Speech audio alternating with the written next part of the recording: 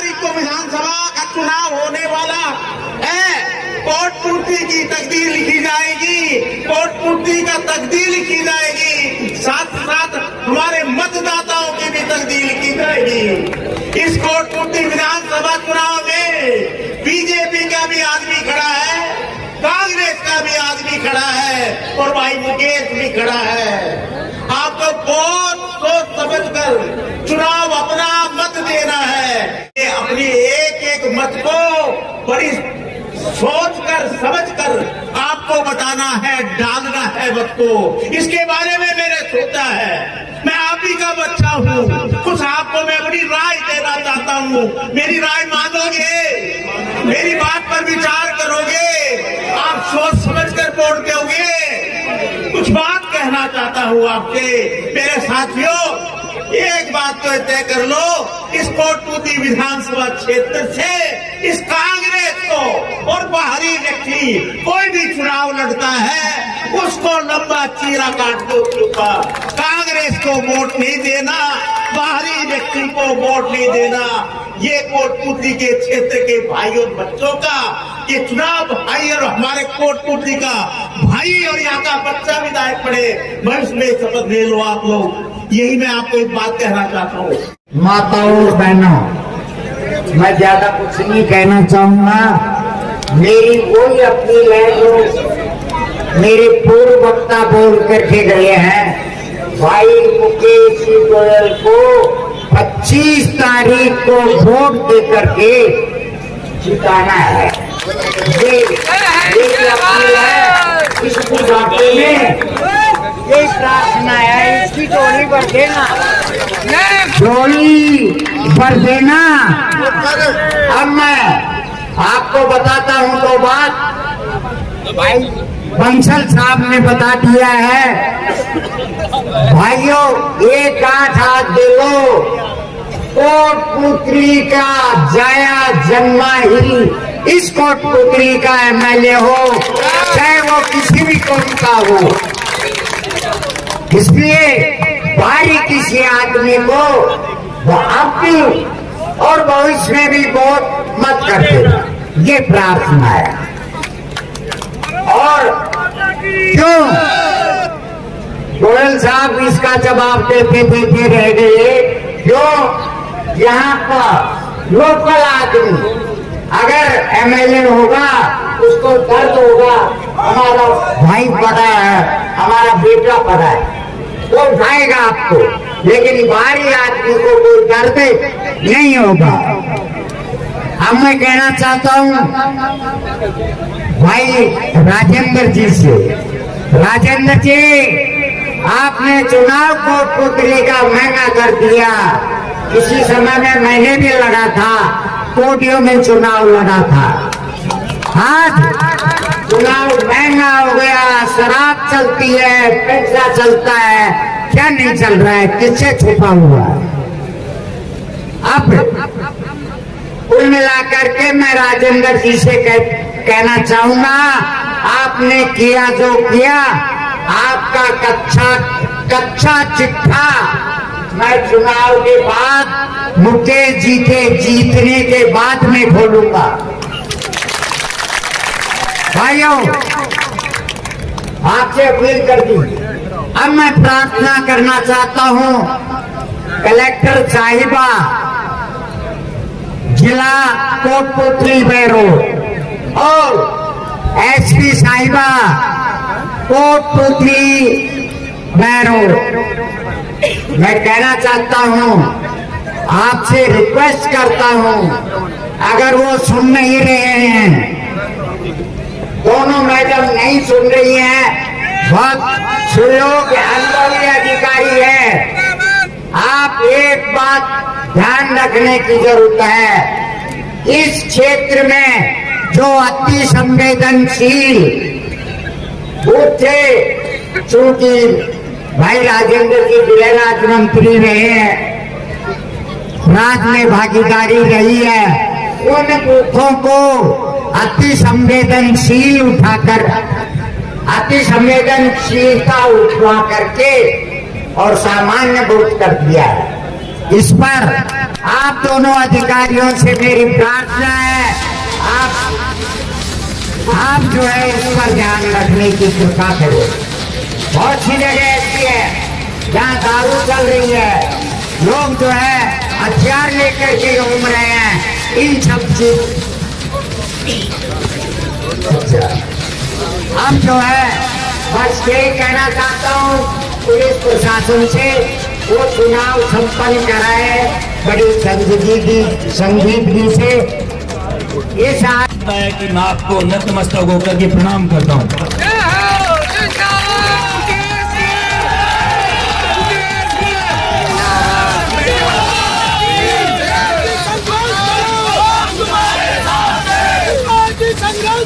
इस कोटपुतली जनता जनार्दन को प्रणाम करता हूँ। यहाँ पर उपस्थित तमाम मेरे पिता तुल्य बुजुर्ग और मातृशक्ति को प्रणाम। इस मंच पर विराजमान अनेक जन नेताओं के भाषण नहीं हो पाए हैं, लेकिन मैं सबका एक एक का नाम बोल देता हूं तो आपको ध्यान में रहे कि मंच पर कितनी हस्तियां कोटपुतली को जिन्होंने देखा, संवारा, अपना जीवन सौंपा, ऐसे लोग यहाँ बैठे हैं। मैं नाम बोलता जाऊंगा, आप एक बार जोरदार उनका अभिनंदन करते जाना। श्री राजेश जी सवाई का क्रमशः बोल रहा हूँ, श्री पूरन जी सैनी, श्री अशोक जी बंसल, श्री देवेंद्र जी दलाल, श्री महेंद्र जी मीना, श्री हनुमान जी सैनी, श्री हजारी जी सैनी स्वरूप, श्री मास्टर श्री राम जी यादव, श्री कैलाश जी सैनी, श्री मन्नालाल जी सैनी, श्री अशोक जी गोयल, श्री महेश जी यादव सरपंच, श्री कुलदीप जी सुरजानी, हजारी लाल जी यादव धालेड़ा, श्री किशोरी लाल जी शर्मा कोटपुतली, भोलाराम जी आर्य बसई, श्री मंगतूराम जी सोनी, श्री रामोतार जी कसाना, श्री नंदलाल जी ओसी, बाबा सुल्तान, ये बाबा सुल्तान 88 साल का है जो हर कार्यक्रम में आते हैं, श्री राव मनोज जी यादव सरपंच, नेतराम जी तागर, श्री राम किशोर जी सैनी सरपंच, जगमाल जी यादव, श्री जिले सिंह जी खेल की वीरबान, श्री मुकेश जी सैनी पूर्व सरपंच, और श्री चेतन जी शर्मा, भाई रमन जी सैनी, हमारे महेश जी शर्मा, मुहिम जी, विकास जी नायक पूर्व सरपंच, भाई राजू यादव,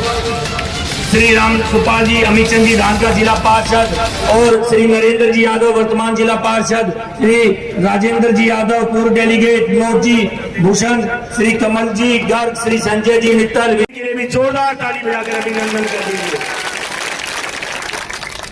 सबसे पहले तो मैं इस कोटपुतली चुनाव के लिए जिस प्रकार ये कोटपुतली की जनता चुनाव लड़ रही है उसका अभिनंदन करता हूं, स्वागत करता हूं।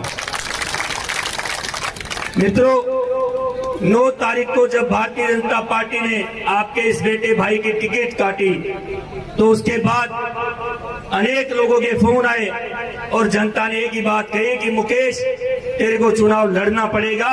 मैंने कहा जी मैं निर्दलीय नहीं लड़ना चाहता, लेकिन सबने कहा कि तू तो फार्म भर देना, ये जनता चुनाव लड़ेगी। और आज मुझे लग रहा है कि ये चुनाव कोटपुतली की जनता लड़ रही है।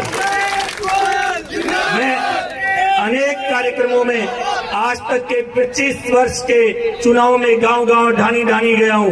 अनेक लोकसभा चुनाव, करीब 5-6 विधानसभा चुनाव देखे हैं, लेकिन ऐसा भूतपूर्व जन समर्थन और प्यार जनता का श्रेय मैं पहली बार किसी चुनाव में देख रहा हूं। मित्रों, सब लोग जो पिछले 5 साल के कुशासन से त्रस्त थे, कोटपुतली में भय का वातावरण, कोटपुतली में गुंडागर्दी, भ्रष्टाचार से त्रस्त थे, लोग केवल चाहते थे कि शासन से मुक्ति हो। लेकिन अब आप सब लोगों ने जो निर्णय किया कि आप जनता का निर्णय कि मुकेश चुनाव लड़े, तो मैंने उस निर्णय को माना भी। लेकिन आज मुझे लगता है ये पूरी कोटपुतली चुनाव लड़ रही है और ये कोटपुतली चुनाव जीतेगी भी। मित्रों, पिछले 15 वर्ष से 36 बिरादरी को साथ लेकर के समाज सेवा करने का निर्णय करके आगे बढ़ता रहा। मैंने कभी भी किसी रात को किसी भाई ने कॉल किया होगा कि भाई मेरा एक काम है, मैंने हमेशा उससे कभी जाति नहीं पूछी, बस यही पूछा मरीज का नाम क्या है, ब्लड ग्रुप क्या है, एक्सीडेंट हुआ है तो स्थान क्या है, अस्पताल में पहुंचे कि नहीं पहुंचे। और जब मैं वहां पहुंचता कई बार तो पता लगता कोई टीबा बसई का था, कोई नारनौल का था, कोई नीम का थाना का था, कोई बानसूर का था, तभी मैं ये भी नहीं देखा कि वो कोटपुतली का वोटर है या नहीं है। बस मैंने कोटपुतली का नाम ऊंचा किया। जब भी वो जाते थे तो ये धन्यवाद देकर जाते थे कि कोटपुतली का एक बेटा ऐसा है जो बिना किसी जाति पात और बिना क्षेत्रवाद के भेदभाव के बिना सेवा करता है। मैंने सदा कोटपुतली का मान सम्मान बढ़ाने की निरंतर कोशिश की है। मित्रों, पिछले 10 वर्ष से लगातार एक ऐसे व्यक्ति को सत्ता मिली और पिछले 5 वर्ष में तो लगातार 5-5 मंत्रालयों का जिम्मा मिला। और ऐसे हमारे जनप्रतिनिधि राजेंद्र जी यादव जो राजस्थान की सरकार के अंदर गृह मंत्रालय का जिम्मा संभाले हुए थे और अनेक मंत्रालय। लेकिन मैं पूछना चाहता हूं, जो भाई को भाई से लड़ा करके, अपने को आपस में लड़ा करके और एक जाति का डर दिखा करके जिन्होंने सत्ता हथियाई, उन्होंने क्या कोटपुतली में गुंडागर्दी भ्रष्टाचार को कम किया, बल्कि पुलिस का सहारा लिया और कोटपुतली में अपराध को और बढ़ाया। आज यदि कोटपुतली में गोलियां चलती हैं तो इनके शासन में सर्वाधिक चली, लूट हुई और डकैती हुई और अनेक भ्रष्टाचार के मुकदमे हुए और पुलिस के संरक्षण में, बल्कि मैं ये कहूं कि राजेंद्र यादव के संरक्षण में कोटपुतली में अपराध बढ़ा। अपराधी यहाँ शरण लेके बैठे और कोटपुतली में अपराध निरंतर बढ़े। बंधुओं, 2008 के अंदर या उससे पहले ये स्कूल उन्होंने खोला। उस स्कूल के अंदर जब आए तो लगा एक व्यापारी है, सबको साथ लेगा, लेकिन उन्होंने लगातार 2008 का चुनाव हारने के बाद षड्यंत्र रच के इस कोटपुतली के सौहार्द को खत्म किया, भाई को भाई से लड़ाने की कोशिश की और फूट डालने की नीति करके, फूट डालो राज करो, ऐसी नीति अपना करके आज हमें लगता है कि अगर किसी ने ईस्ट इंडिया कंपनी नहीं देखी होगी तो ये भी ईस्ट इंडिया कंपनी से कम नहीं है, जिन्होंने कोटपुतली के सौहार्द को बिगाड़ा, भाई को भाई से लड़ाया, जाति को जाति से लड़ाया, गांव को ढाणी से लड़ाया। ये तमाम काम उन्होंने किए। पिछले दिनों इस कोटपुतली को उजाड़ा गया। इस कोटपुतली के दुकान मकान जो 100 वर्ष से पहले के थे उन्हें तोड़ा गया। आप कल्पना कीजिए कि एक परिवार का बेटा कोई कोटा में जाकर अध्ययन कर रहा था, डॉक्टर बनने की तैयारी कर रहा था और सुबह उसके पास उसके घर वालों का फोन जाता है कि बेटा वापस आ जा, दुकान टूट गई है, अपने पास आमदनी नहीं है, अब तेरी फीस नहीं दे सकते। उसके माता पिता ने कहा कि यहाँ तो रोटी के लाले पड़ गए हैं, तेरे को कहाँ से फराएंगे और तू वापस आ जा। ऐसे कितनी घटनाएं मैं बताऊं कि कोटपुतली के परिवारों को खून के आंसू रुलाया है तो राजेंद्र यादव ने रुलाया है। मित्रों, इस कोटपुतली की हर व्यक्ति को पीड़ा देने का, दंश देने का लगातार एक के बाद एक काम किए हैं तो राजेंद्र यादव ने किए हैं। कोटपुतली का मान सम्मान अगर किसी ने खराब किया तो राजेंद्र यादव ने किया। हम जब दिल्ली और जयपुर जाते हैं तो पता लगता है, दिल्ली और जयपुर जाने के बाद एक बार बीच में रोकूंगा, श्री अशोक जी यादव और हमारे बार के अध्यक्ष श्री रामजी लाल जी यादव कंवरपुरा के सुपुत्र हैं, मंच पर आए, एक बार जोरदार ताली। पीके जोशी एडवोकेट जी आए, मंच पर आए, जोरदार ताली बजाएं। और मैं ध्यान में दिलाऊंगा, जब हम दिल्ली जयपुर जाते थे तो वहां जाकर किसी को कहते थे कि कहां से आए हो, और हम कहते थे कि कोटपुतली से, तो वो कहते थे अच्छा उस कोटपुतली से जिसका मंत्री मिड डे मील का बच्चों का निवाला खा गया। इस कोटपुतली को शर्मसार किसी ने किया तो राजेंद्र यादव ने किया। मिड डे मील का घोटाला इनके दोनों बेटों ने मिलकर किया। इन तीनों पिता और पुत्र ने मिलकर के कोटपुतली को लूटा और कोटपुतली में भारी भ्रष्टाचार किया। इस नगर परिषद की हालत देख लीजिए, जो नगर परिषद नगर पालिका की एक सीट भाई हमारे सैनी भाइयों के पास होती थी, उसका भी षड्यंत्र रच करके उसको ऐसा बेढंग से बना दिया कि आज कोटपुतली का सैनी समाज भी पीड़ा में है, त्रस्त है। मित्रों, इस नगर पालिका के अंदर भारी भ्रष्टाचार का खेल हुआ है। जो सफाई 5 से 8 लाख रुपए में होती थी, वह सफाई व्यवस्था करोड़ों में हो रही है और फिर भी कोटपुतली में गंदगी का आलम है। इस इटली के जौहर के पानी को निकासी के लिए करोड़ों रुपए डकार गए, तब भी सब ये जनता देख रही है। आज ये चुनाव पूरी कोटपुतली के मान सम्मान का है। मैं तो आपको यही भरोसा दिलाता हूँ कि मैंने यह दृश्य पहली बार देखा है और मैं तो सब भाइयों और बहनों से देखिए, कोटपुतली का आम मतदाता और कोटपुतली की जनता जनार्दन इस चुनाव में परिवर्तन चाहती है और इस बात में कोई शक नहीं।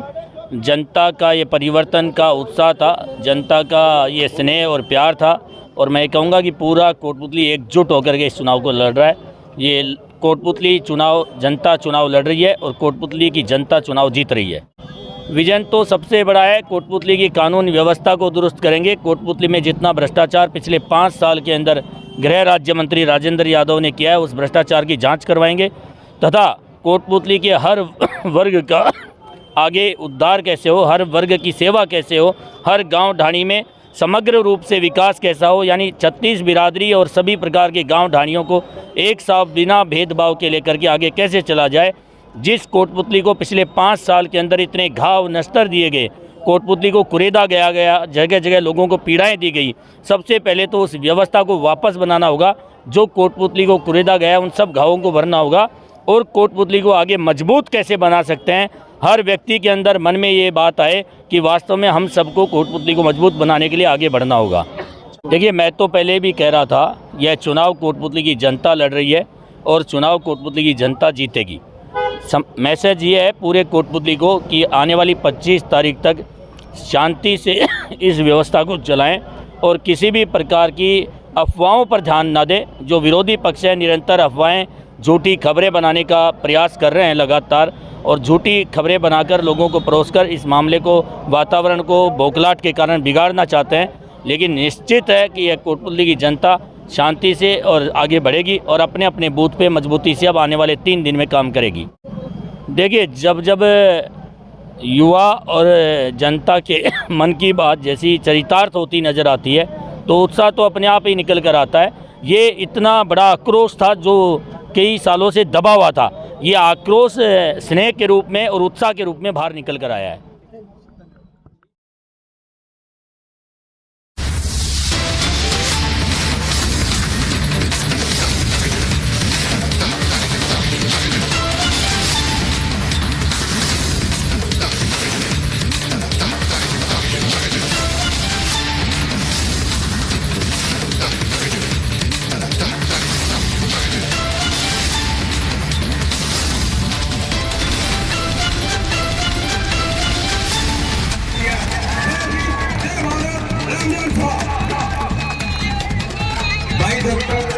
अभिलाष नेड़ा जी, भाई डॉक्टर अभिलाष नेड़ा जी, अभिलाष भाई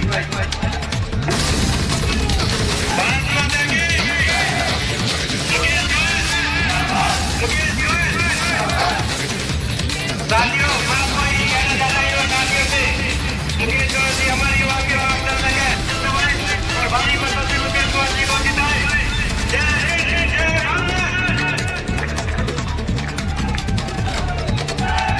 मैं आग्रह करूंगा भाई मुकेश यादव एडवोकेट से, भाई मुकेश यादव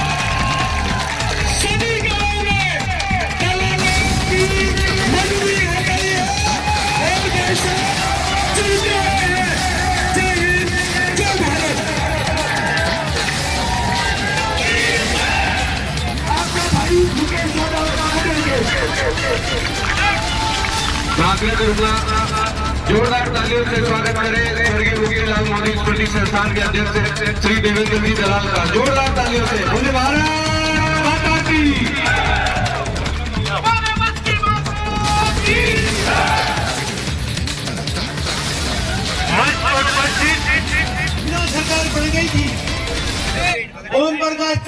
सरकार, उन्हें हरियाणा में कदर बचा रखा था। वो क्या भाई, एक गांव में चाकी लाने वाला आ गया। चाकी लाना तो जाना हो, अरे कोई चाकी रवा लो। तो एक बूढ़ी ताई ने बुला लिया, अरे रमलू आज काट तोड़ दे। अब ताई चिंता मन ना करे, वो लग गया छिड़ी हथौड़ा लेकर चाकी लाने लग गया। थोड़ी देर में ताई बोली, तू चाकी ला ले, मैं पानी भर ले। ताई पानी भरने चली गई और रमलू लग गया चाकी लाने।